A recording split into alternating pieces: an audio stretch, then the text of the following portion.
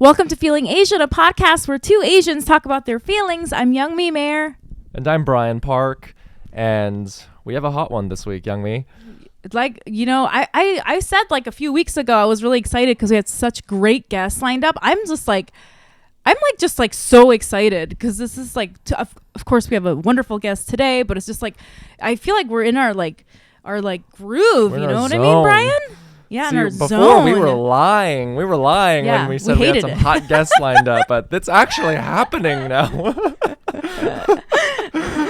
And we're going to introduce her right away because we have a new format. We just get to the meat of the podcast. We're getting right into it. Yeah. Patreon shout-outs are at the end. Just a reminder. So, but if you're eager, you're on top of your stuff, and you're like, oh, I really want to know how I can support this podcast. 20 seconds into it, you can do so at patreon.com/feelingasian. And Spotify does reviews now. Please give us 5 stars on Spotify. Please. It takes you 5 seconds. Leave us 5 stars on Spotify, on Apple. We're competing against Hillary Duff now and Paul Rudd's podcasts. We need all the help that we can get. Honestly, the reviews are better than money. Well, we like money too, but I swear to God, I like the reviews mean more. I'm just kidding. Give us the money, but yes. But in any case, Youngmi, I think it's time to introduce our guest. Let's do it. Here we go. Let's do it. Listeners, you're in for a treat. Your guest this week is a puppeteer and the voice for the first Asian American Sesame Street Muppet, Chiyong. Everyone, please give your ears to Kathy Kim. Hi, everybody. Thanks for bringing me on your awesome podcast, you guys. Woo! Hi, woo! Thanks for being here. I'm really excited to interview you. I don't know if this is true. Tell me if this is not true, Kathy. But I feel like a lot of the puppeteers for Sesame Street, even when they do interviews, they like go on as character, and I'm always like, who are you? Do you know what I mean? So I feel like it's true. I'm excited to talk to you, Kathy.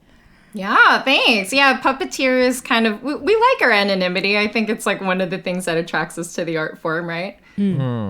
So the opposite of comedians. Whereas comedians, we have no skills but want all of the attention.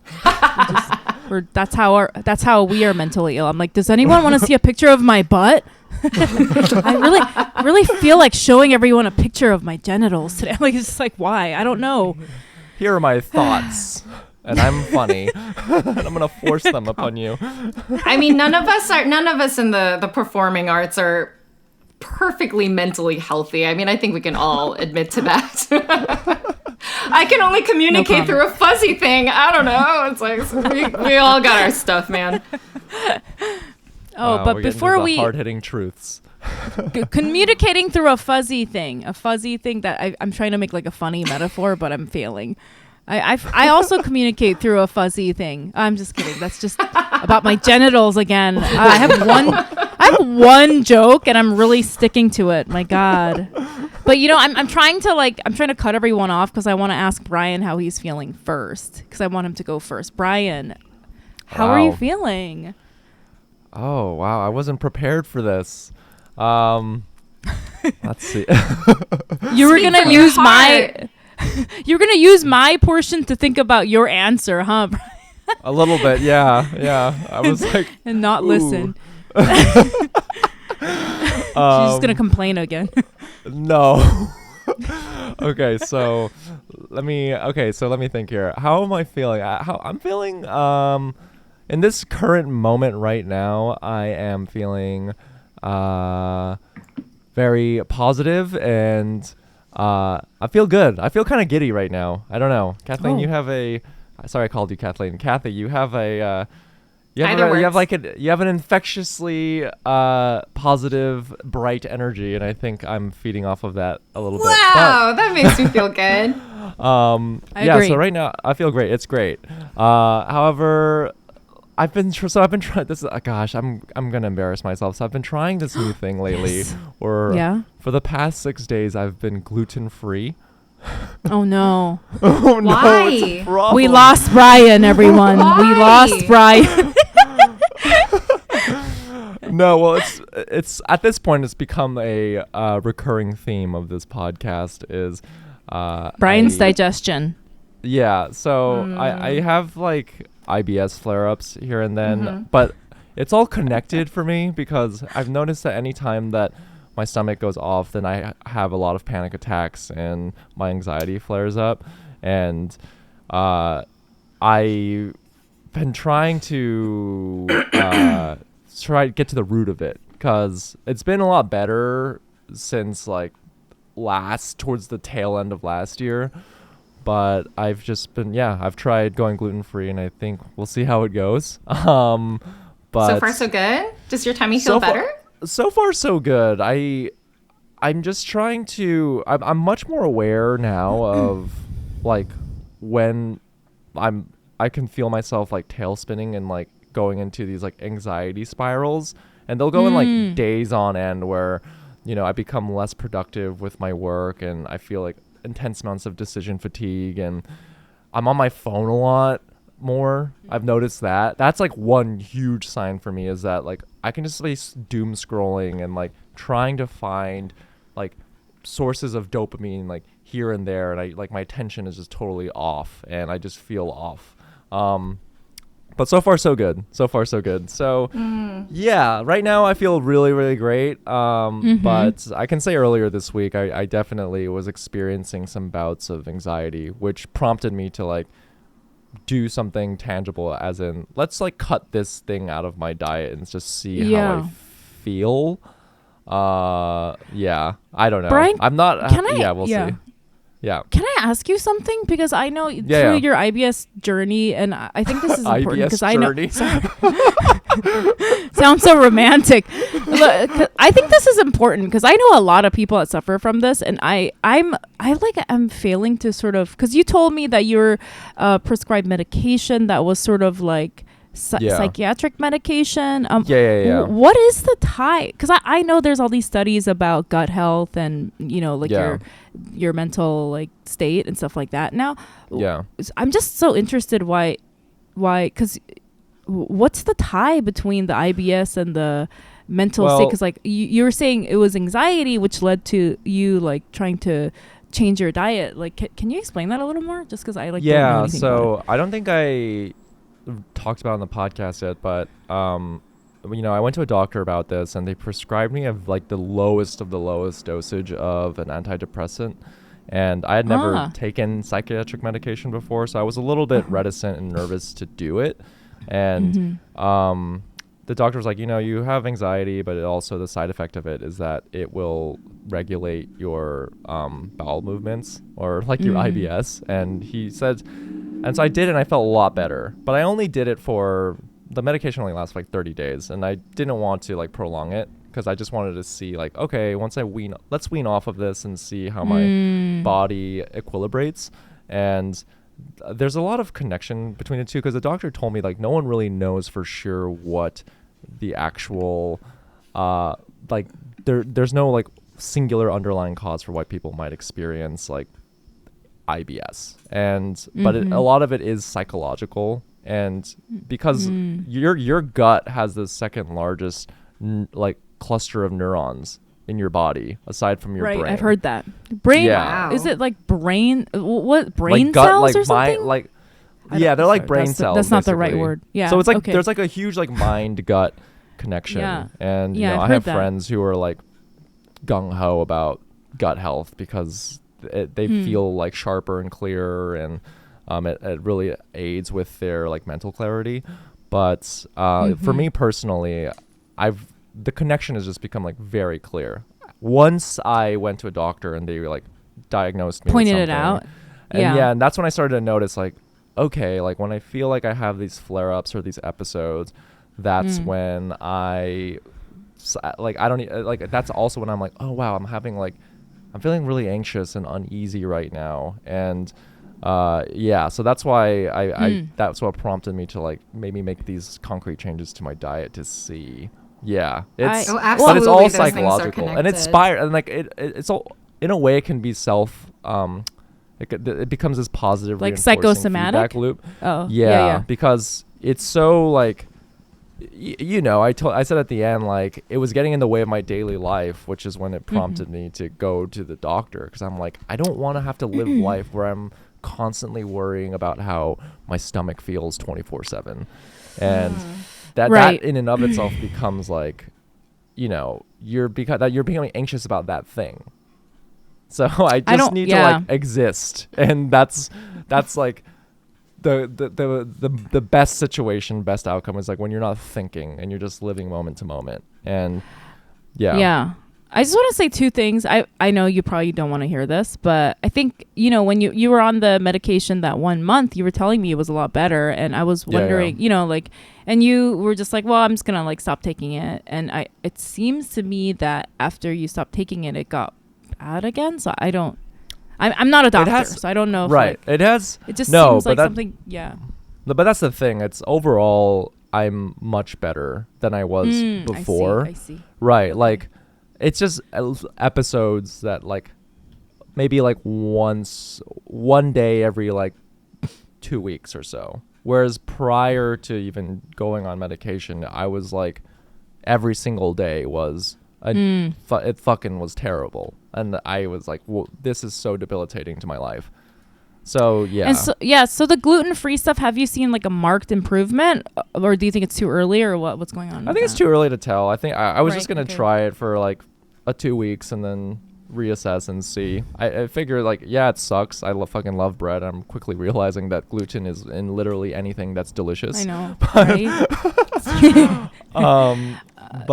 But yeah, overall, that's just how I've been feeling. I'm kind of going through this internal like software reboot, for lack of a better term. But yeah. I also cut out gluten before because of a like mental health thing, because I have really severe depression. And I was talking to my therapist, and I was like, I do these diets because I have like this eating disorder that includes like restrictive eating or whatever. This is getting very deep already, but like, so I would do these like no carb diets, and I told my therapist, I was like, I always feel like I'm in a bitter mood. And she was like, you might have a sensitivity, because apparently the gluten, even if you're not allergic, causes inflammation. And like Brian said, there's a lot of like neurons and stuff, and that triggers like inflammation of your digestive system triggers depression. And there's like studies now proving that. And I know everyone makes fun of gluten allergies. I fucking did it when I do Brian it too just said all the that. time. I'm making fun of myself. But I'm like a conspiracy theorist. I always feel like there's legitimacy behind it, but the American public, there's this like comedians and stuff make fun of it because it's like propaganda fueled by big wheat, General Mills. Wow. So you know what I mean? So this entire time, when I was making fun of people with gluten allergies, I could have been making bank from Kellogg's, and I've just been a bad business person, is what you're saying. Yeah. I mean, it makes sense because they own the like food industry, and they're multi-billionaires, and like everyone thinks the gluten allergies are BS. And I'm not even saying gluten is bad. I'm just saying, like, if you look at processed food in America in the last 100 years, they fucking Frankenstein the shit. Not that I'm against GMOs, because I think that's stupid, but like, they kind of fuck with the food, and so what we're eating is very processed, and it makes sense that in 2-3 generations we all developed like allergies and weird reactions to their really weird shitty food. General Mills, I'm on to you.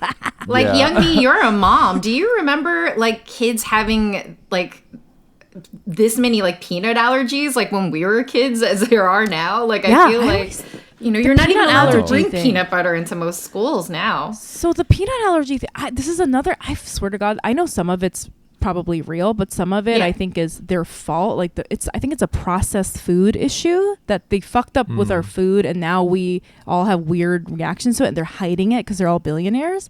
But the peanut allergy thing is, I swear to God, we're laughing now, but wait until they do.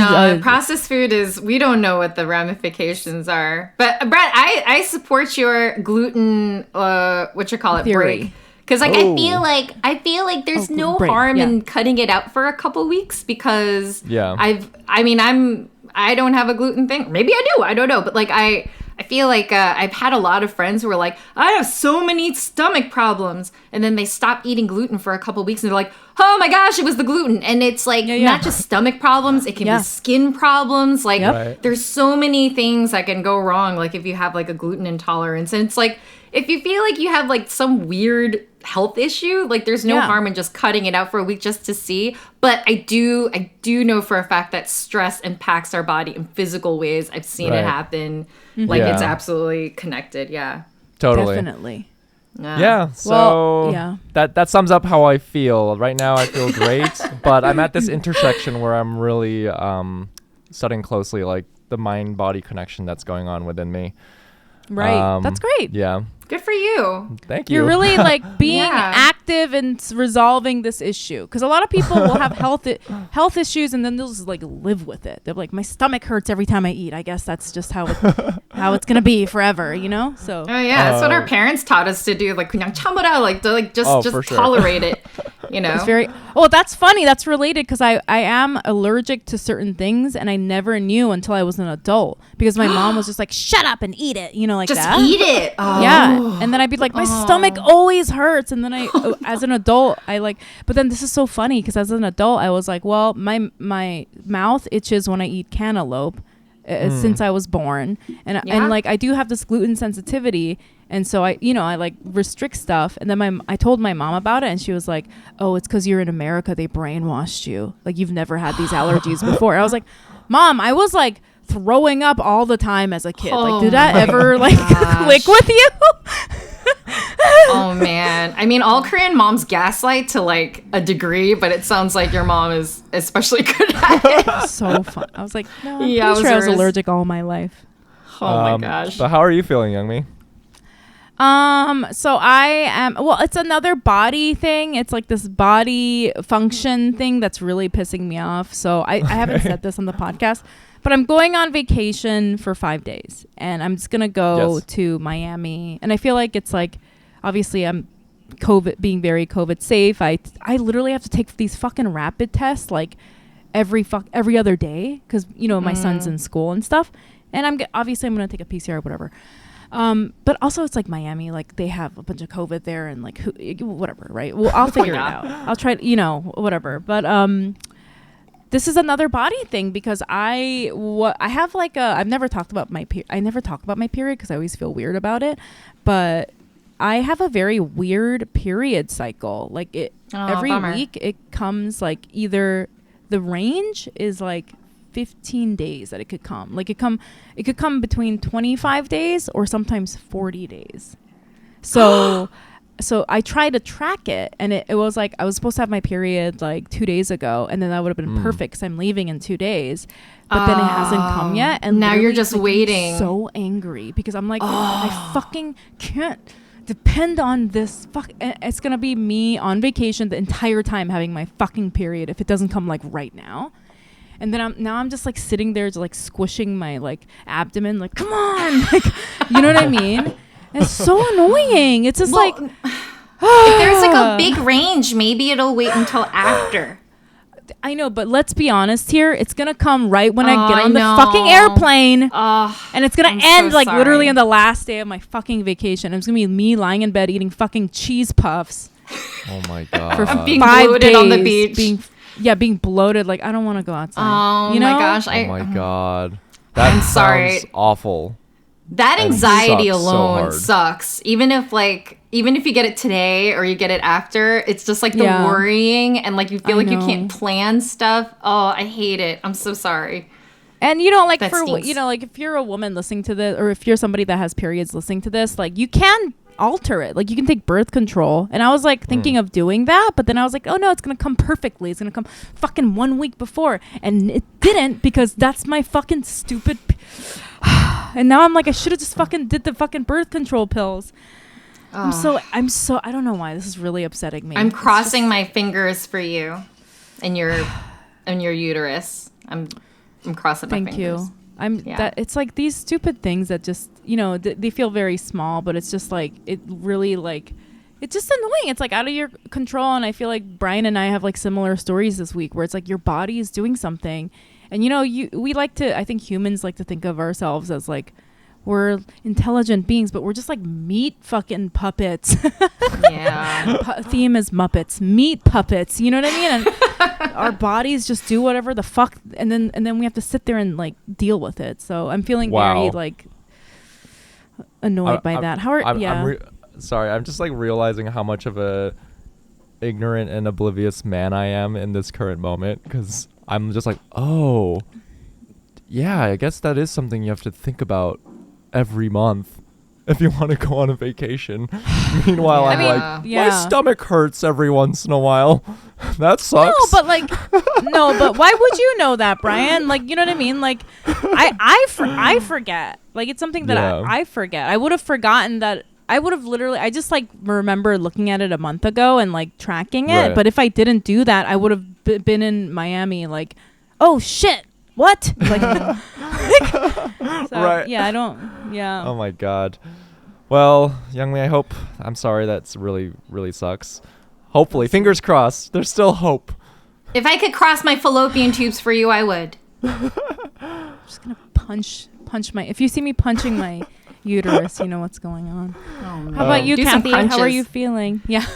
I feel like I should be talking about a body thing, but I don't know. I'm excited and I'm a little nervous, as that's like usually like the cocktail that's inside is just like slightly nervous and excited. It's like, because like I feel like I've been doing a lot of interviews and press and talking to like white people about representation and like talking in lots of, lovely sound bites and things. And so on one hand, it's cool to talk to you guys and already have like a baseline setup of like, we get it and be able to talk real. But then on the other side, I'm like, how real are we going to get? And so I'm just like, just a little jumble of nervous and excited. We want to talk about body stuff.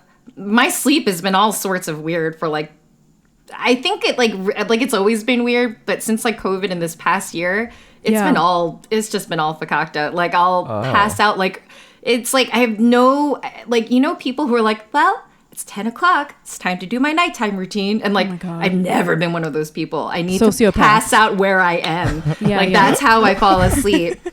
I can't like, plus like it got worse. So I'm a cancer survivor as well. And so like, during that, like, if I was, like, in a dark room and it's quiet and I will myself to close my eyes and just, it freaked me out. I needed to, like, be in the middle of doing something until I pass out, either watching something or being on my phone or something like that. It's very unhealthy. And so now my weird sleep cycle has been passing out, putting my daughter to bed because it's, like, nice and cozy. Right. And then I wake up at, like, anywhere between, like, 2 and 4 in the morning. Yeah. And then I'm like, I had all this stuff that I had to do. I should respond to these emails. Oh, no. And then I'm just up because I'm up. And secondly, I'm like, I just have this quiet world where I could just exist. Yeah. And it's just, I don't have to answer to anybody. I can like binge on like TikTok or just like watch some like, get lost in like a YouTube K-hole. And like, just no one will bother me or talk to me right now, And it's just like my one little quiet place. So we're talking about body stuff. That's like, my sleep has been completely irregular. And I just like want to be one of those people who like put on their cute, like fluffy headbands and like do their skin routine and like, like read a couple pages of their like, fancy book and then like, go to sleep. But yeah, I've never been one of those people. I swear to God, those are sociopaths. Do you want to hear? So this is the thing. No offense if that's your life. I'm jealous. But this is my thing. My sleep also did that during the pandemic. And my sleep also sort of did that when I had my son and he was a baby. And now I sort of feel like maybe that's natural. Like it's a mom thing. Somebody called it, there was an article. It was like, revenge insomnia or something like that, because it's like, and moms especially do it. Yeah, they're just like, I know I'm going to be exhausted, but this is just my me time right now. It's like the only time of the day where I can do it. Reclaiming free time. Yeah, right? Yeah. Well, but you need your sleep. It's like it's like so important to your health. And I know that I'm like screwing myself over for the next day. I know I am, but I can't not do it. See, this is what I think. I think the natural. This is also another fucking crazy theory that I have. I think like humans. This is. I'm going straight up Joe Rogan this week. Joe Rogan. Yeah, you'd be the Asian Joe Rogan for us. I took some DMT yesterday, and now I see everything. So I think that humans are supposed to sleep like, because this is how my sleep turned into during the pandemic. I think you're supposed to sleep like 10 to 3, wake up for 2-3 hours, and then it's like 7 to like 11. I think you're supposed to do 2 shifts because that's what happened to me. I saw an article that like someone who was doing like research about the Middle Ages said that that's how people used to sleep, and like that's he only found that out through naturally. Like he went through like old like court reports. And there was like, and it's not like, you know, there was like some book about like how humans sleep, but it was like, he found that like through these like court reports or people being like, well, I don't know where my husband went at this hour. I mean, I do know that before my second sleep, you know, he was in the bed with me, but you know, and so then he started getting into it. And it turns out that during the Middle Ages, and maybe it's like an industrial era sort of like, you know, at like, it's, you know, capitalism. Invention. Yeah. Right. Yeah. But because like, I think it goes back to like caveman days where it's like people wake up in the middle of the night, take shifts and be like, let's make sure like a saber-toothed tiger is not going to kill us and that the fire is still going and then go back to sleep. But like, like as soon as like, you know, as recent as like the Middle Ages, like people were like still waking up in the middle of the night, having a conversation or having a snack or getting some stuff done or whatever, and then going back to sleep for a second sleep. So that sounds amazing. Maybe we're not crazy. I started thinking that because my body just naturally started doing that during the pandemic where it had no set schedule. And I was like, oh, this is what I want. This is what my body wants to do. So I just started just going with it. Yeah. Swear to God. Wow. Yep. So when I wake up to my alarm and immediately shut it off and go back to sleep, I'm technically doing what our caveman ancestors did. I'm going into my second sleep. You're honoring our ancestors, Brian. Every time you hit the snooze button. That's what I'm doing. Yep. second sleep. You're honoring like the very primal human in you, Brian. Honor that primal human. Yeah. No gluten. Just meat, raw meat. That's right. You kill yourself. You hunt yourself. Our ancestors didn't eat gluten. You think our caveman ancestors were eating sliced Twinkies? I don't know. No, that's a modern advent. Eat meat, berries that your women folk gathered for you. Sugar. Yeah. Sorry. Oh my God. Wow, we're onto something here. This does feel very Joe Rogan-y. I did not expect Kathy Kim to be the guest. That we're going to switch us into Joe Rogan territory. Oh my God. That is not the legacy I want to leave on this podcast. Thank you. Well, okay, so we switched our format recently. I don't know when we're going to stop saying that, but hopefully now everyone knows. But so we switched our format to include like this question. So we have just a bunch of questions that we want to ask you, but the first one is something that we just want to know about you, and then I'm going to find it. Okay. So you take this second to burp. Oh, sorry. Go ahead. Please do. No, take all the time you want. I'm done.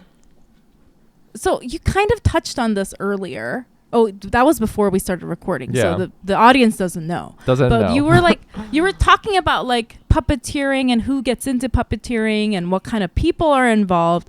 And how I see puppeteering, I see it as this like very different kind of art than, you know, like stand-up comedy or musicians or actors, where you as a creative are like hidden. And, you know, like I said in the beginning of the episode, a lot of times these puppeteers will go on shows and they'll talk in character. So you never see this person.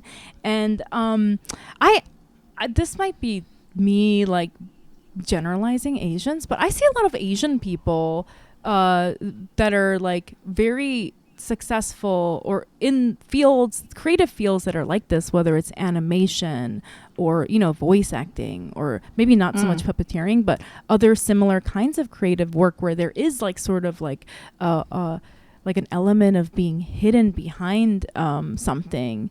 Do you think that like there is any aspect of Asian culture or like in yourself that something about you being Asian that made this type of thing alluring to you as a creative, or do you think that's just like I'm seeing something? I don't know. I mean, I will say though that it's true when, like, say a Sesame Street character goes on like Jimmy Fallon or something like that. It's usually the puppet character. I think like I, as a human, as Kathy Kim, have been doing a lot of interviews because I think like it's a nice story that there's like representation behind the first Asian American Muppet. And like the idea that when I was a kid, I loved Sesame Street, but never saw anybody like me either on TV or behind the scenes. And that I get to do this now. I think it's like a nice story. And so it's true. Like you don't usually, I don't think, when I think back on like other new characters that they've like rolled out, I feel like I've definitely done the most like on camera, appearances as myself. And I think it's because of that connection and the representation that like Sesame is like so proud to bring now. Right. But like as an Asian, I mean, I don't know, like the thing that appeals to me with like puppetry is like it's this immediate tangible animating of an inanimate object. You like literally take something that is just an inanimate object and you make it come to life. And I don't know, like I never thought about that connection with animation and other sort of like media that like Asian people like are drawn to. I feel like at least in like America, it feels like a nice, quiet way of controlling the total narrative, in a way that maybe we're not able to do. Like as like an Asian woman in America, people see me and they already have like, expectations of what that is, right? And you guys both know that like we're like this combination, right, of this like reluctant acceptance of that or this like and this rebellion against that. Like, check it out. I am loud and gross and sloppy. I am not who you think an Asian woman is, right? Like, that's been me too. And so with puppets, like, this past year I was on, Aquafina's show, Nora from Queens, as this big purple character. And I was on this Apple TV Plus show, Helpsters, where we get to do one-off characters. And, like, the fact that, like, where else would I be able to play, like, a big, hairy, like, male aggro character or like an old lady or like a little girl or a chicken, And so I think that like I have not seen a lot of Asian Americans in the kind of puppetry that I do. There's like a few, but I could literally list them on my hand, like the ones that I at least know of right now. Right. But it is, like, for me, like, such a cool way to perform where there is, like, an anonymity and you can sort of be anything outside the, stereotypes of what people might put on you. And so I think for, like, animation and stuff, it might be the same thing. And I know we were talking about, like, comic books before, right? Like, I know a lot of Korean comic creators. Right. And I think that it's the same thing where it's, like, this quiet, being able to sort of build a world, control a narrative, create these characters from nothing, and be in control of like, who those people are and what world they live in, whereas like in regular everyday life, we've been sort of like, like pigeonholed. We exist in a world where we're sort of navigating like stuff that people expect, of us. That's so true. Yeah.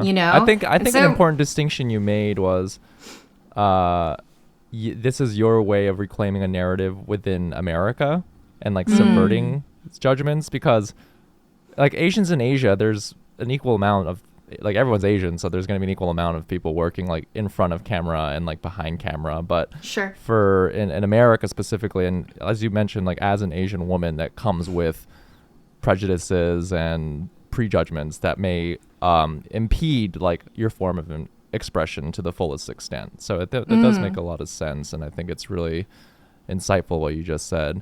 I mean, for puppeteering specifically, were you always like as a kid, were you just did you gravitate towards it, and has it just always been a through line in your life?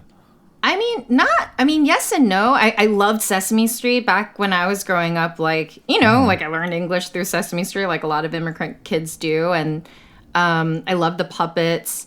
And I was always like a fan of like Jim Henson stuff, like a lot of kids growing up in the 80s were. And then you would see those like behind the scenes stuff where it's like a bunch of people, with their arms up over their heads and like these microphones on their head. You're like, whoa, it's all a magic trick. That's so cool. And I was fascinated by it. And, you know, in like little moments in life, like at the lunch table, I would take like my scarf and I would make like a little puppet out of it or whatever, you know, but I never thought this was something I could do or that I could pursue. It was not my world. And like the sort of soundbitey version that I give, like, you know, that I've given in interviews is that like, you see, it's mostly white men. And you're like, well, this is not my world. That's their world. Good for them. You know, I'll find something where I belong. But, you know, the longer answer is that also my parents would never let me do anything like that had to do with drama club or performance. It was like, unless it fit on a college application, like it wasn't worth giving time to. And so, and that's like, you know, the sort of like stereotype of that is like the strict Asian immigrant parent. But the more sort of like nuanced version of that is that they were just protecting us from what they knew that the system was that like, I don't see any Asian actors, I don't see any Asian comedians, or you know, so they're not going to like this is how you survive here. You keep your head down, you work twice as hard, and you do something in a career line that is like, you know, has been established for you, you know. And so like I love puppetry. Like I really liked it a lot, and I still, you know, I like love Muppets and everything like that. But you know, even just like Sesame Street is what inspired me to go into production. Like so, my regular human job was going into TV production because I really wanted to work in kids TV. And then there was like a big recession in like 2008, 2009. Everybody got laid off from their jobs. I was at Nickelodeon at the time. And then I landed on my feet in non-scripted or unscripted nonfiction reality TV. And that's where I stayed because like it just like boomed in New York City after that. I was like, well, this is what I do now. It's cool, you know. But perform it like you know, as far as puppeteering or performing at all, it was not like I wasn't, you know, I didn't do like drama club, like I didn't do any of that stuff, you know. It kind of found me way later. Yeah, it's so interesting that you came back to it, you know, like you're saying you wanted to do it. You there was no room for you to do it, the puppetry, and then so you got jobs sort of like adjacent to it in the production industry, and then like here you are now, and that's like very amazing. And I think, you know, for a lot of white people, they're probably like, okay, who cares? There's an Asian fucking Sesame Street character. But like the fact that when you started out, you were like, this is not possible. And then here you are now.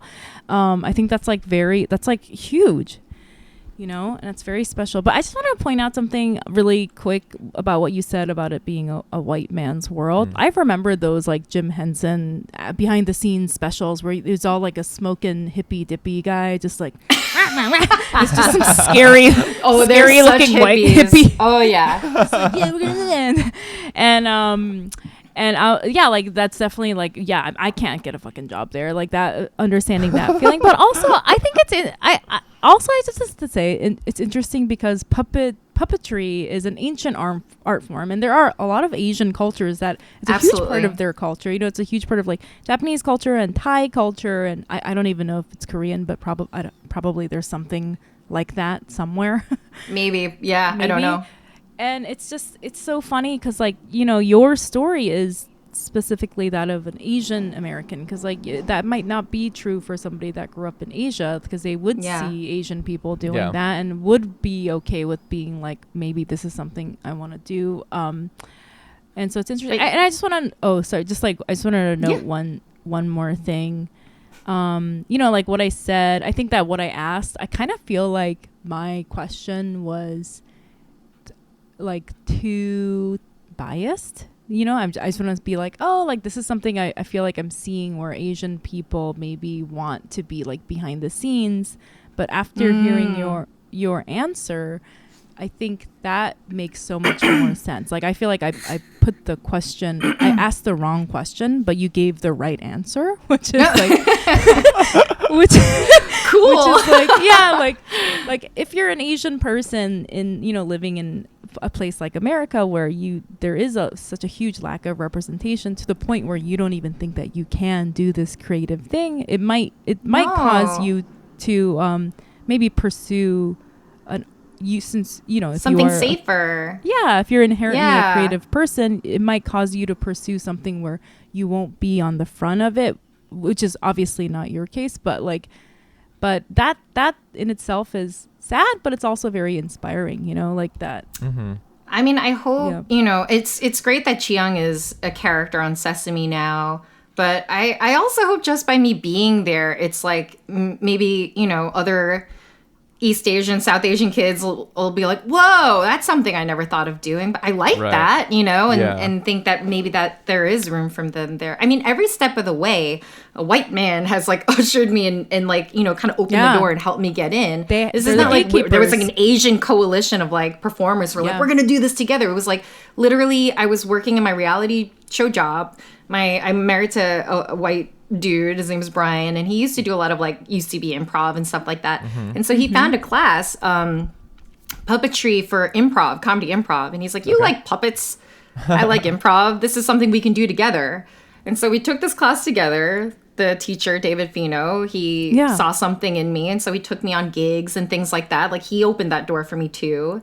And then like Sesame Street, where they had like every once in a blue moon they'll do these like audition only workshops, these 3-day workshops, and they're it's kind of like to teach the people who want to learn, but that already have like a certain level, but also it's kind of like secretly to scope out who's there, who's like around. I see. And so the people in that class, they're like, we're all going to submit tapes. I'm like, none of us are going to get in, you guys, like, and like the last second that the submission was like, due, I was like, ugh.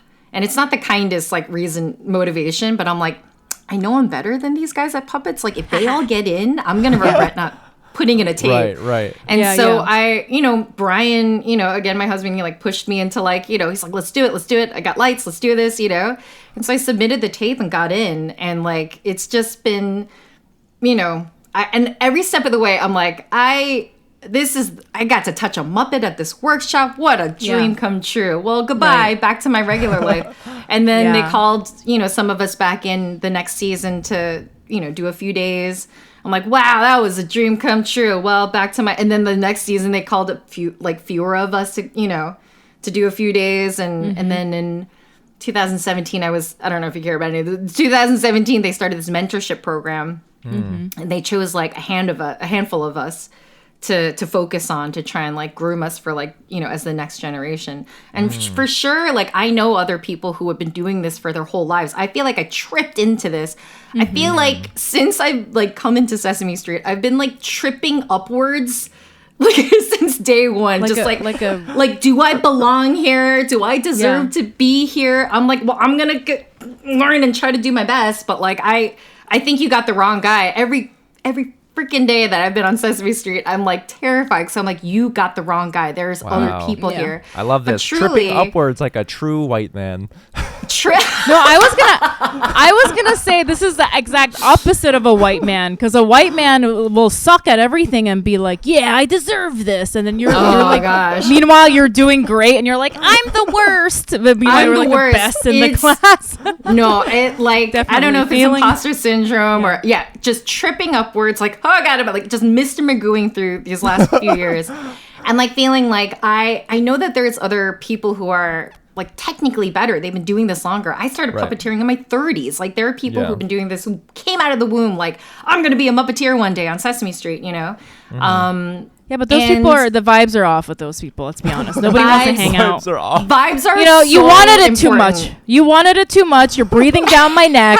Nobody wants to hang out with you during lunch. Just like wait a couple days before you call me back, dude, Calm down. Like, maybe you love puppeteering too much and we don't want to hang out with you in the break. There's other things. And so but there is a part of me being there that has to do with like me being Asian, just like looking for that, opening that door to other perspectives and stuff like that. But was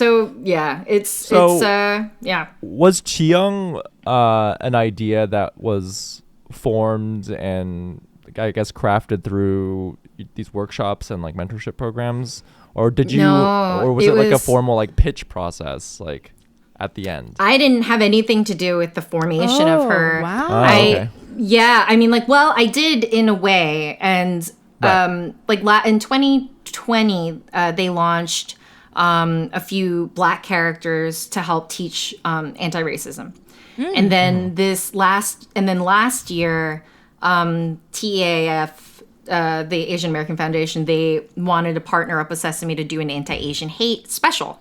And so they like literally gathered like all 6 of us like Asian people at Sesame Street in a brainstorm where they talked to us about our perspective and what we would, what's important to us. And while all the white people at Sesame Street like watched and listened. And, by the end of it, we weren't sure whether or not we would want a puppet character. And that's how we left it. And then in the summer, they told me, well, we're going to have an Asian character and it's going to be you. And we're like, oh, wow, cool.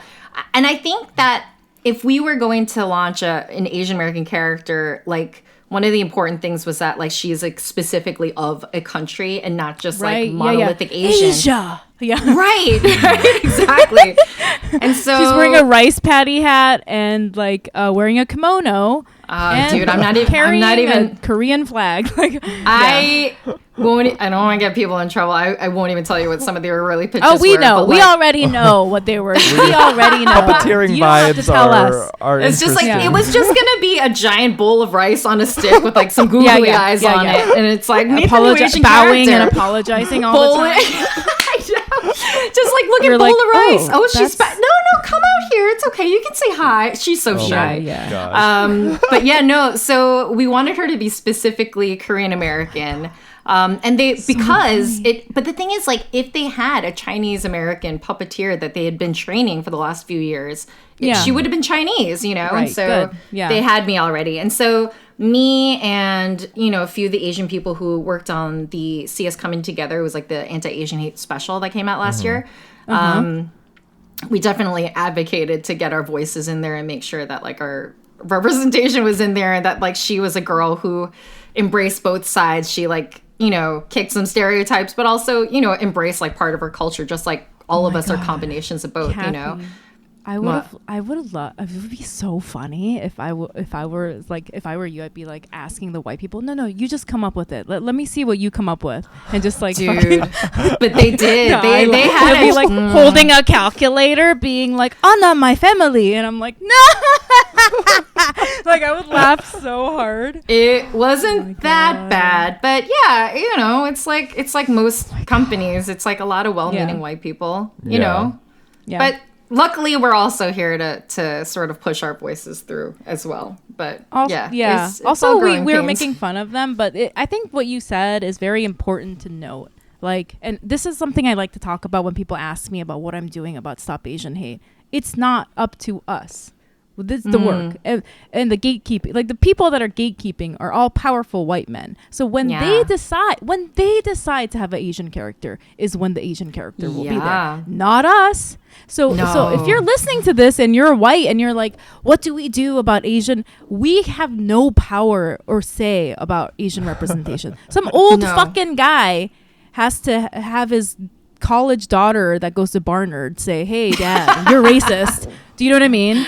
And by the way, and until that moment, that it's not going to happen because they're the gatekeepers. And I think that's very powerful, important. And good on them for finally doing it. It's 2022. It's been 50 years, but they finally got the message. So no, you're absolutely right. And that's why like a lot of like Asian Americans who've like reached out to me, it's like, it's not like this feeling like, well, finally. It's like, I never thought this is a thing I never even thought to ask for.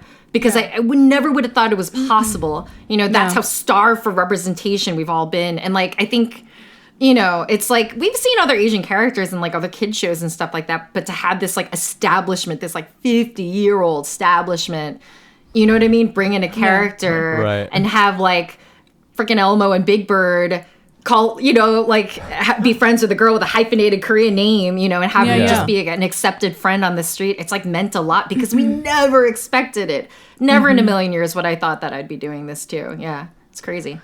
Wow, that's so great. Wow, so fascinating. Little spoiler is, can we expect more of Chiyong in future seasons? I don't know. I mean, like we're doing 53. I think I think she's around to. I mean, like nobody. There's like no guarantee. Who knows? Like, there used to be so many characters when we were growing up, and then curriculum and research found that like we need to like shrink down the cast, and so like other beloved characters have like kind of come and gone, and like we see like some more than others or whatever as the seasons change. So we'll see, but for now I think Chiyong was introduced to address just the conversation around teaching racism, teaching about racism to kids in like an easy way, and giving tools to parents and teachers, and all that stuff will kind of like live online, but also to have her be established as just a kid, just a kid who lives on Sesame Street. So she will be in a bunch of episodes that we're shooting this season. Great. Ooh, exciting. Yeah. Well, Kathy, thank you so much for sharing your story and, giving us a little peek behind the curtain into the inception of iconic Sesame Street Muppet Chiyong. But we wanted to, dive a little more and learn a little bit more about you. And our next question for you is, what is something that you're loving right now? We're getting to this portion of the new format of Feeling Asian. I really thought I can say I feel like my brain has just been all over the place, and I like lately have just not had the discipline to like things that I respect right now. I feel like, and it's different from guilty pleasures, because I don't whatever, if you enjoy it, you enjoy it. But like I'm literally like taking in stuff that I'm like annoyed, like I'm like, why am I watching this? I don't know, hate watching. Like, I'm not even hate watching. I'm just kind of like passively watching. Like right now I'm watching Singles Inferno, the Korean reality show. Oh, I can't watch that. Binged it. And I'm like, binged it in 3 days. I'm halfway through. I have a kid, so I can't. But like I like halfway through it, and I'm like, why am I have a lot of thoughts, and I have a lot of like opinions about it, and I have like no one to talk to. But yeah, no. One thing that I am loving right now is on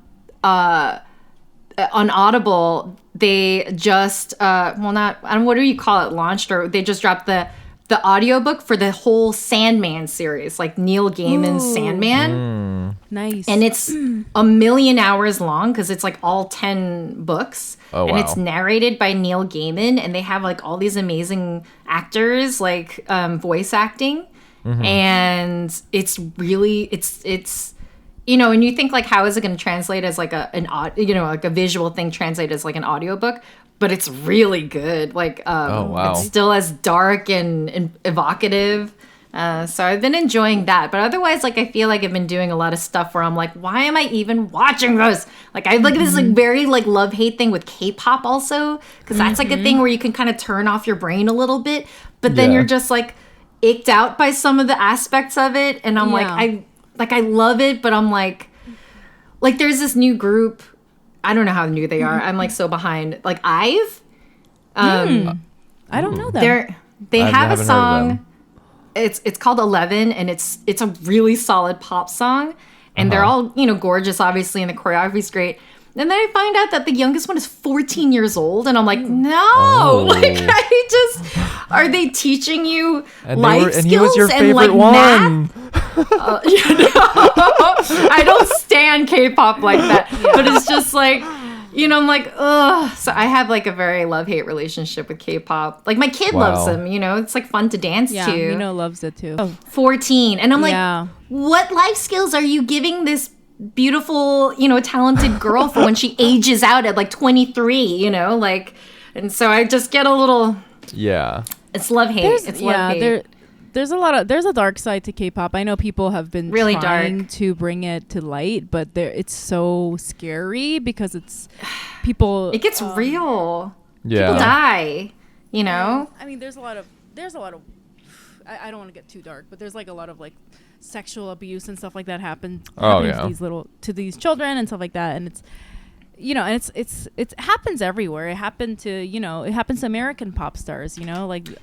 Yeah. It's sure, but it's such a machine, and it's such more of a machine in Korea. And so it's like on one side, it's like, wow, cool. We're like, culturally, we have like such an, we have like a Right. different standing, you know, culturally in the world now, but it's like at what cost? And like, Yeah. you know, do I they feel all like think that we're with- this like skinny and good at dancing? You know, like It's like, Yeah. sure, does we're this, robbing them yeah. of their innocence, but come on, look at how good they dance, though. They dance so good. So many really billions proud. of views on YouTube. Yeah, I- I'm like I I'm enjoy it. conflicted with K-pop too, but I have to say, I remember my son. He's 7. He was like listening to, so like he was watching a music video. And he's like, "Mom, why is K-pop so good?" And I was like, I don't like it's speaking to him. So It's like, you're going to want It's to sit down for this catchy. one, you know. This is going Yeah. to be a long answer. This is why they're so good. You know what though? Like it's catchy as all heck. I definitely try to show Quinn. That's my daughter. Like, you know, she's into BTS, and I feel safer showing her BTS and being like, look, like they're challenging all these like norms of like male Right. Asian sexuality and stuff, or even just like sexuality in general with their makeup and things. Like I'm there for it. I'm here for it. But ooh, some of the girl groups, like I love them, but it's like oof. Right, Oof, right. You know, they lot. just It's it's a like lot they just to like they just behold. groom them to exist for the male gaze, like from, you know, Yeah. like as soon as they hit puberty, and it just love and hate it. it's Love so and hate so it. much kink. I know I feel so scared saying that, but I think growing out of, you know, when you know, like our socialized female growing up, you just think that that's the norm, like performing for the male gaze. And once you like grow out of that and look back into it, you're like, this is all some fucking 50-year-old guys kink, and that's all we're doing. That's We're it. all That's just it. living in it. All of us Oh my until we were gosh. 22 were just doing like like trying to get that guy's dick hard. It's so creepy. It's so Oh, weird, man. but you know, It's that's, so that's okay. That's what I- you're loving. That's what you're loving. Oh, sorry. Let's say Sandman. Good. Sandman by Neil Gaiman. Sandman. Sandman by Neil Gaiman. Yeah. Okay, we love that. I don't know if you answered, this was part of your answer, but is there anything specific that you're hating right now, Kathy? Oh, that I'm hating? Yeah. I don't know. There's so much to hate right now. But like, I'll tell you a stupid. Can I tell you a stupid Yeah. thing that like Yes. the other day We I'm like, love oh, maybe we can talk stupid about this. I hate. I don't even know what the word is for it, but it's like that kind of like meme language that people sort of rely on when they can't be funny on their own. Like I hate. I was today years old when I found like stuff like that. It's giving it funny. grates It's on me. giving good response. Ooh, or just like I giving- don't know. What are the other ones like? Hold on. Like it me. Did it- I did a thing. I don't know. Even did know a if that's thing. meme. Said no one ever. Oh, I did a thing. Said no one ever. Oh, you know what that thing where it's like no one. Absolutely no one. No one do in the that. whole universe. Me. Oh, I'm such a weirdo. And I'm like, oh. I do that all the time. Like the thing is like I feel like, you know, I've definitely look, we've all done some trending whatever, Yeah. like, you Of know, course. whatever vernacular Yeah. before. Wow. We're all kind of like in it. Kathy woke up and but- chose violence, everyone. But- That's also a meme language. Ooh, some of those You woke up some and of chose those violence. I can't. Me? Oh no! Like Brian's saying that's a meme.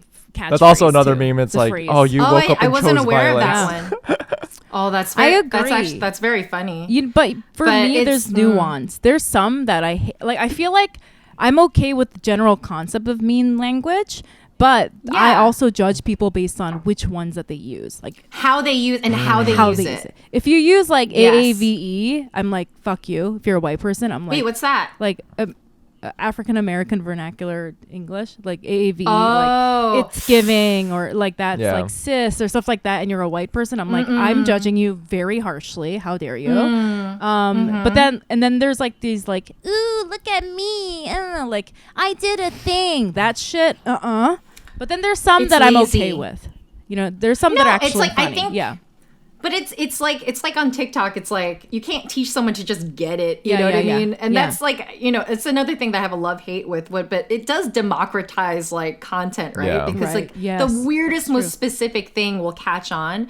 Yeah. And it's because it just clicks into whatever vibe there is, right? But it's like I don't know, like I hate it when people use it in like a lazy way. Like when somebody will say like, that thing where, and then they'll say something It's lazy. insanely specific. Yeah. It's like that thing where your Uncle Jerry gets you pistachio ice cream, even though he knows that you like Rocky Road, because that one time, I'm like, that's not a thing. That's not a thing what you just called. It's like, And it's also not Not funny. a thing. Okay. and it's not funny. I funny. don't like lazy humor is like lazy or fake. And I think that's the intersection of it, right? Yeah. It's just Yeah. like, Yeah. it's from somewhere else and you didn't even think of it. Yeah. And it doesn't make any I sense. totally. I don't like I'm lazy with you and on it. fake humor. It Yeah, yeah. flattens originality. Yeah, it's Yeah. either be original or be natural or be yourself. It's like that's the best stuff, when you click into that. Yeah. But yeah, I think that again, it's like so many big world global things to hate. Right. But I love it. I'm sure you guys have talked about all of it already. So No, it gets in your craw because everyone is online all the time now. And so when you see Yeah. this shit over and over again, you're like, shut the fuck up. It's not a big problem, but it's God. like, I'm seeing it like 20 times a day. Like, shut Right. up. yeah. Right. I'm very much someone who I like having a distinction between the two, like online persona, online behavior, and then in real life. But then, I'll walk through East Village and hear people like yelling out TikTok slogans that are trending at the moment. I'm like, I fucking hate this. Okay. I want there to be like a distinction. This is like everything's blending together. I don't want this happening. It's inevitable it's going to happen with the fucking Web 3.0 and metaverse. But like for what we have right now, like let's just enjoy this while it lasts. Like we don't have to bring in online trends and online life into the real world yet. I see that. I feel like there's a time and a place. I don't know. If like I had something stuck in my teeth and my friend goes, sometimes my lip gets stuck on my teeth or one of those like weird, I don't know, I'll giggle. Like a well-timed funny. I like TikTok that. reference. Yeah, yeah. Right. Yeah, Or like sometimes it lands. Sometimes it lands. I don't know. Yeah, sometimes it lands. Or It sometimes be your like a own meme, teeth I think, sometimes. yeah, sometimes it be your own teeth. They do be like But, that. Yeah. You know what? As it turns out, we all learned that sometimes it do be like that. Yes. It do be like Well, we're on to our juicy question here. And Oh, listeners, God. if you want to hear Kathy's response to this, you're going to have to check it out on Patreon. Go to patreon.com/feelingasian. And Kathy, without further ado, what is something that you're ashamed of? Yeah, wow. We asked you what you were ashamed of, and it just turned into a very Fascinating discussion. fascinating, deep, and yeah. Immigrant Thank trauma. you for that. Immigrant trauma. Lots of good Yep. stuff there. But before we let you go, we like to ask this one last question to all of our guests, and that is, what is something that you're proud of? I think I can look back on this past year and I don't know. I'm like finally letting myself be like, hey, my talent got me here, not just like some affirmative action sort of thing at like Sesame. But like I look at like the I did the Nora from Queens thing, and like I just got it because I was a shorter puppeteer versus other people who have done costume puppets, and they needed someone to fit in the frame next to opposite Aquafina. Yeah. And they were gonna ADR my voice. They were gonna just like keep me as a placeholder, but they thought it was funny, and so they kept it. And then Nora ended up posting about me on her Instagram, and I'm like, she didn't have to do that. Like, she liked me. She thought it was funny. I'm like, that's amazing. Right. And then like all this other stuff, like I've sort of like, I don't know, even with Chiyong, and I'm like, I'm just people are congrats. I'm like, I was just Asian at the right time, you No. know? But then like, Yeah. but then, like, honestly, I was listening to Bowen Yang's episode of your podcast, and I was just like, no, Bowen, you did that. You were, like, he was so humble about, like, well, it was the right place and right time and, like, opportunities. And I'm like, you're talented. Like, I wanted to, like, yell through my phone, Yes, to him. yes. And so I feel like there's been a lot of stuff that I've done. And I feel like for someone who's had, like, near debilitating insecurity and anxiety like my whole life, I feel like I could look back on like these past like few years where I've been, even though I've like been afraid and like constantly questioning my place and constantly hating everything that I'm doing, that like somewhere in all of that, like I was still able to be present and learn and like make connections. And so this year I feel like there's like a lot of stuff to be suddenly proud of, just in terms of like accomplishments and like roles that I've been able to do. But I think what I'm proud of is that like looking back on how much like I was just so out of my league and scared, for so much of this. Like I literally went from not being an actor, not being a puppeteer, to suddenly being dropped at Sesame Street, where you're literally working with the best puppeteers of this, this format in the world. And you're like, oh gosh, I'm crap. Like what the hell am I doing here, And even despite that fear that I was able to push through to learn and get better, I think I can be proud of that. Because there are a lot of things where I could just like tap out, Right, right. I've definitely done that in my life. But for this, like, I feel like it meant enough that I pushed through it. And now I'm doing cool stuff. Still have stuff to learn. Still have a lot to, Kathy, get better at. But I'm going to be honest with you. Throughout this episode, I was getting a little bit angry because I felt like you were doing that a little bit. You were like, I'm just Asian, and I was there, and I was Asian. And I really felt like what you felt about Bowen. I was like, shut up. No, stop doing that.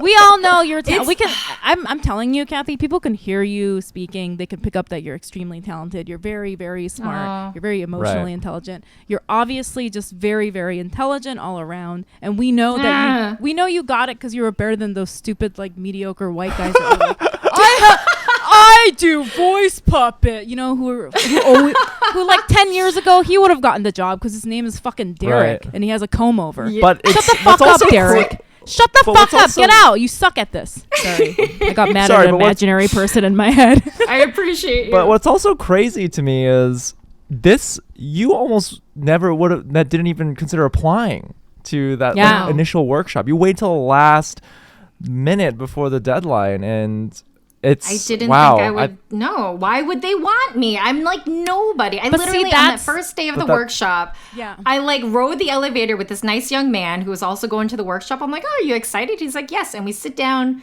where we're all gathering, and somebody comes right up to him. This guy I was chatting with in the elevator. They're like, oh, Jason, like Jacoby, like I saw you in Avenue Q. You're brilliant. I'm like, what the hell am I doing here? No. Wow. This is the thing. To what Brian's saying, I always wonder this. Like when I started doing open mics, it was just a bunch of it was just there's like a few women, mostly stupid white guys that were not talented. Yeah. Shocker, no. And the women were all super funny. Comedy? Get out of here. Super funny, right? And I said, why are these women all so funny? And there's only 3 of them. There's like 50 of the most unfunniest white men you've ever seen in your life. And I was like, why are these women so funny? And why are there only 3? It's because for a woman to even step into the door, plus an Asian woman to even go into the open mic, she has to be extraordinary to have the confidence to think that she even belongs there. Whereas in a white guy that's never said one fucking funny thing in his entire life thinks that he's gonna get a HBO special tomorrow. So that's why that hearing you say that makes me mad. Like, what the fuck am I doing here? Because that's the thought in all of our heads that keeps us from getting on the elevator. And that's why there's so many brilliant women out there, so many Asian people that are brilliant that will never step in the door. And that's why we say it's very important to have the confidence of a mediocre white man, because that mediocre white man's gonna get your fucking job just because he fucking put on pants over his underwear that were 7 days old. That's all he did. And he's gonna get that fucking job. And let me tell you one more thing. The reason why I think it's upsetting me, Kathy, is that people, like, I know when you say that it's not true, that you are like when you say I'm just here because I'm Asian and I'm not talented, blah blah blah. I know it's not true, and that's just how we operate sometimes as Asian people, because we're taught to think that way. But this is the fucked up shit. White people will hear you say that and they will think that that's true. They'll say that she sucks. I'm better than her. My name is Derek. There. I'm a stupid loser. That I'm a white guy. I'm better than her. I can do her job. She's taking my spot. She's taking my spot that I was born to take because I'm a failure and I can barely read. That's what white men think.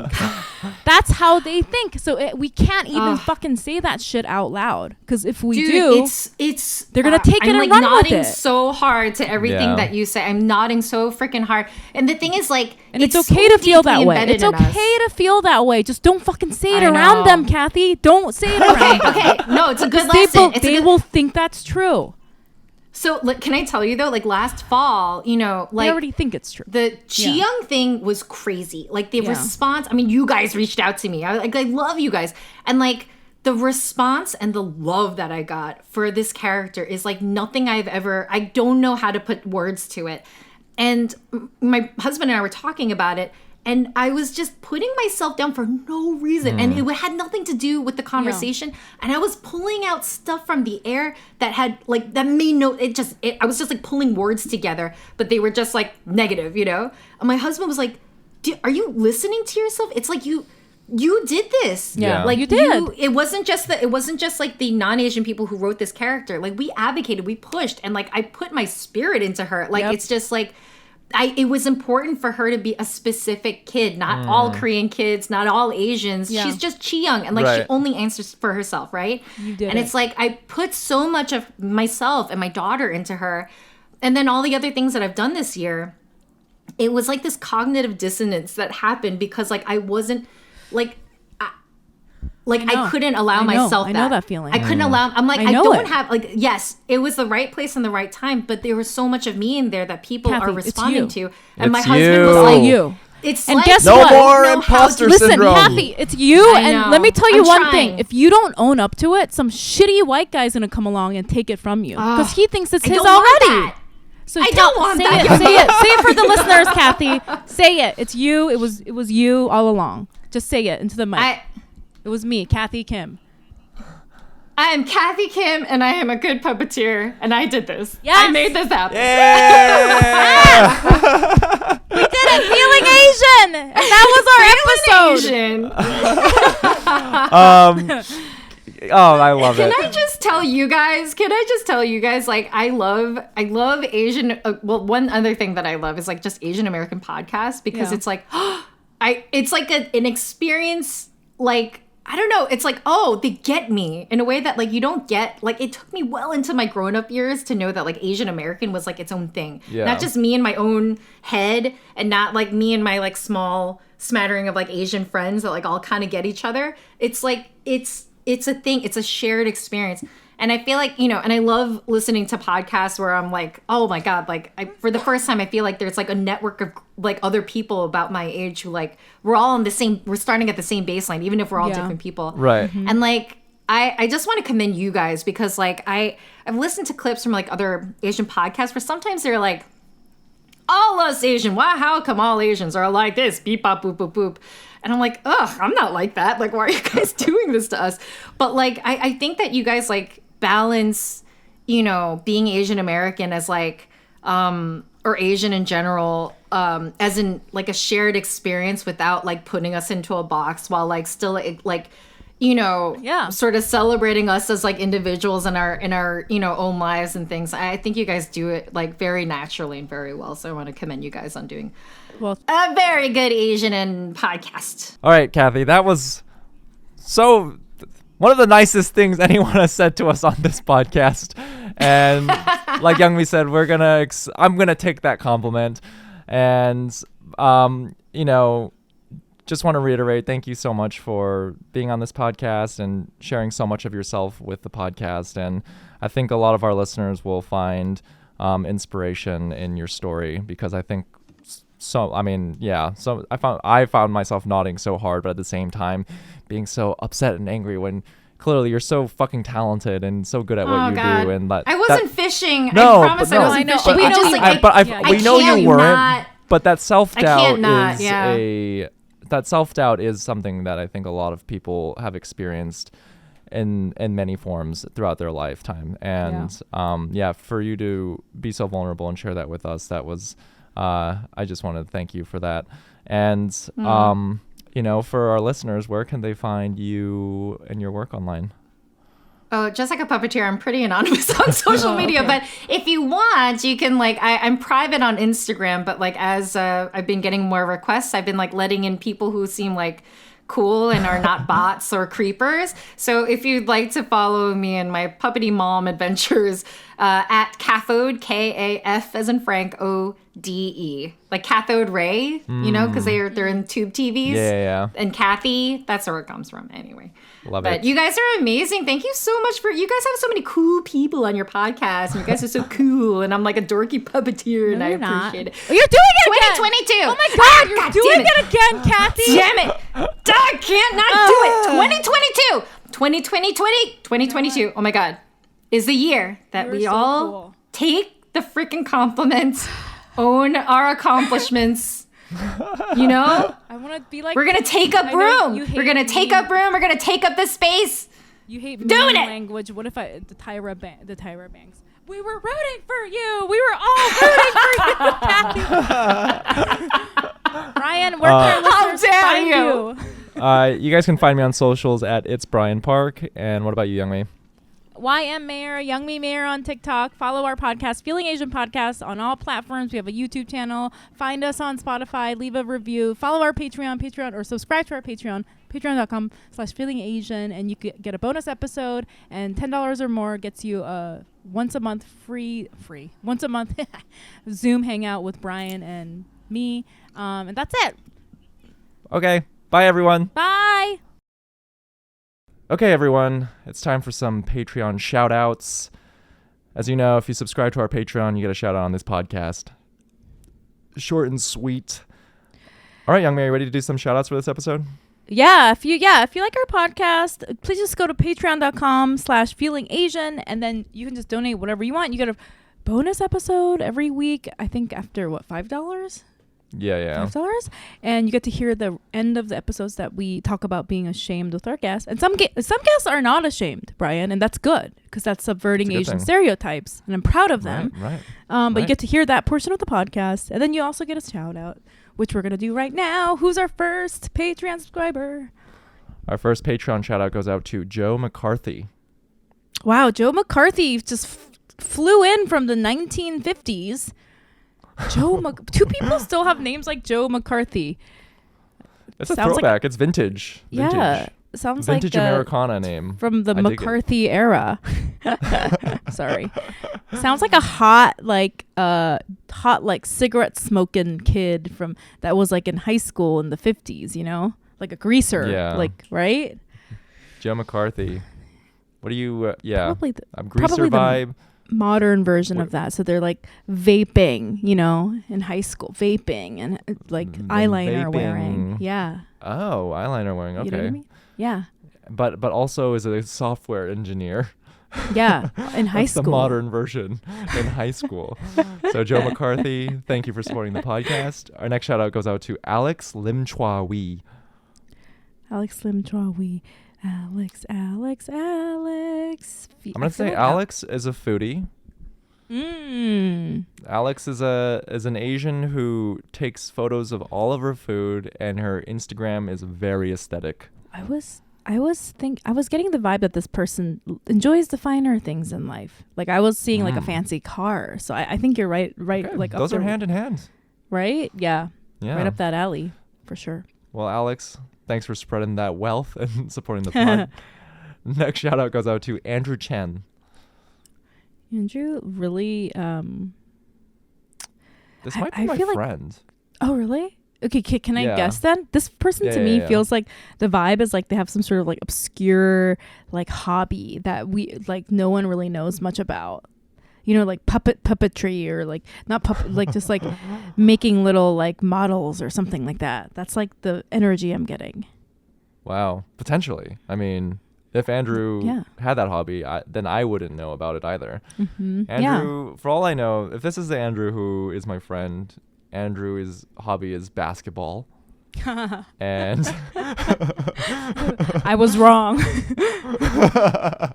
The Knicks. Andrew, and works in finance. So I'm so wrong. Knows? Could be into Might puppetry.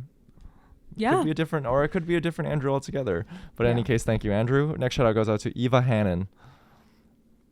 I love that name. I'm getting Eva Hannon. I'm getting vintage store Etsy person. Yeah, like an online commerce person. I'm getting Yeah. biracial vibes. I feel like this person's biracial. So biracial e-commerce expert.